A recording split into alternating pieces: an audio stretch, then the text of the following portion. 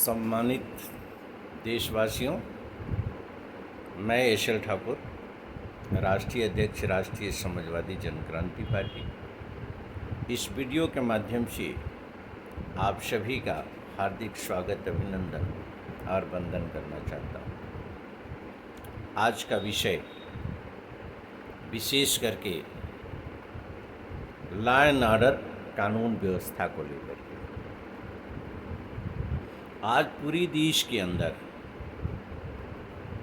एक ऐसा माहौल स्थापित है जिसको अगर कहा जाए एक भय का माहौल। ऐसा क्यों? जब हम संविधान और कानून के दायरे में अपने जीवन को जीने का तरीका अपना रखा है, संविधान और कानून के दायरे में हमने इतनी प्रबल व्यवस्था बना रखी है जिसमें कि परिंदा पर नहीं मार सकता, फिर भय का वातावरण क्यों? तो मैं तो यही कहना चाहूँगा कि भय का वातावरण इसलिए क्योंकि हम अपने जिम्मेवारियों का निर्वहन ईमानदारी से नहीं करते। सर्वप्रथम हमारी गलती शुरू होती है एक नैतिकता के आधार पर नागरिकता के अधिकार और कर्तव्य से। हम कहीं अपने अधिकार और कर्तव्य के प्रति ही विमुख हो जाते हैं। इसका इंडिकेशन सिर्फ इतना ही है कि हम अपने अधिकार का वहाँ प्रयोग नहीं करते हैं जहाँ की सोचने समझने के पश्चात उचित निर्णय लेने की घड़ी होती है। वह होता है नेतृत्व का चुनाव।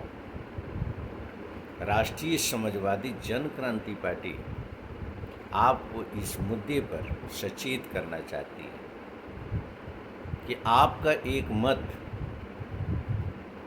एक साधारण मत नहीं है। आपका एक मत ऐसे सिस्टम का निर्माण करता है जिस सिस्टम से आप खुद ही शासित होते हैं, जिस सिस्टम के अंतर्गत कार्य करने के लिए आप खुद बाध्य हो जाते हैं। तो उस सिस्टम के अनुपालन करने वाले लोगों के चयन के पूर्व हमें ये सोचना चाहिए उस व्यक्ति का आचरण क्या है, उस व्यक्ति की नैतिकता क्या है, उस व्यक्ति की क्रियाकलाप क्या है, उस व्यक्ति की व्यक्तित्व और समाज और देश को लेकर के सोच क्या है। हमें ज़रूरत है इस पर चिंतन करने की। गलतियां हमारी यहाँ से होती है तो कहीं न कहीं से हमारी प्रबल हिस्सेदारी सुनिश्चित हो गई। अब आते हैं जिस शक्ति का हम निर्माण करते हैं वो शक्ति जा करके स्थापित होती है शासनिक व्यवस्था के अंतर्गत। तो शासनिक व्यवस्था के अंतर्गत जब वो शक्ति स्थापित होती है तो उसे संविधान दिया जाता है कि संविधान के मूल भावनाओं को ध्यान में रखते हुए, मौलिक अधिकार को संरक्षण करते हुए आप अपने कार्यों का निर्वहन करना है। अपने कर्तव्यों का निर्वहन करते समय ये ध्यान रखना है कि मौलिक अधिकार का हनन न हो। ये ध्यान रखना है कि संविधान द्वारा निर्देशित किसी आदेश का उल्लंघन न हो। लेकिन उल्लंघन होता है जब वही राजनेता जाति और धर्म के आधार पर, क्षेत्रवाद और भाषा के आधार पर जब अपनी अभिव्यक्ति देता है, खुले मंच से धर्म की स्वतंत्रता को तार तार कर देता है। मौलिक अधिकार के अंतर्गत हमें प्राप्त अधिकार धर्म की स्वतंत्रता को तार तार करते हुए वह किसी धर्म की निंदा करता है। सीधा सीधा तात्पर्य ये हुआ कि किसी धर्म की निंदा करना किसी भी शासनिक स्तर पर बैठा हुआ व्यक्ति का या देश का नागरिक भी हो, उसको भी यह अधिकार प्राप्त नहीं है।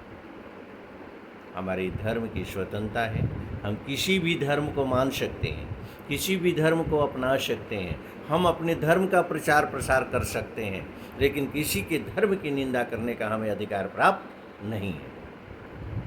प्रश्न ये उठता है, जब इस तरीके की अभिव्यक्ति राजनेता द्वारा दी जाती है तो हमारा प्रशासन खामोश क्यों, हमारी न्याय व्यवस्था खामोश क्यों? प्रश्न तो यहाँ भी उठता है। तो इस वीडियो के माध्यम से मैं बताना चाहूँगा कि कर्तव्यों का निर्वहन शुरू करें प्रशासनिक और न्यायिक स्तर पर स्थापित हमारे जिम्मेवार अधिकारी। नितांत आवश्यक है। आज हमारा देश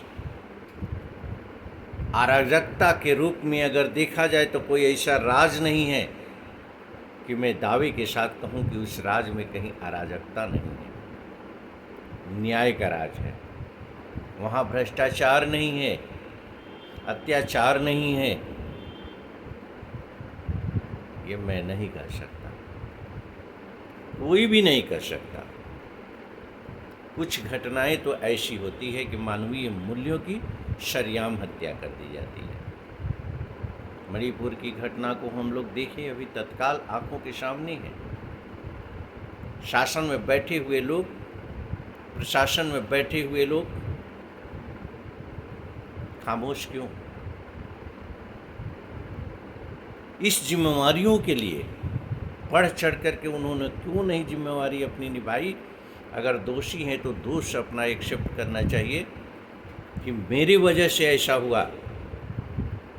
अगर ऐसा नहीं है तो अपनी जवाबदेही सुनिश्चित करनी चाहिए।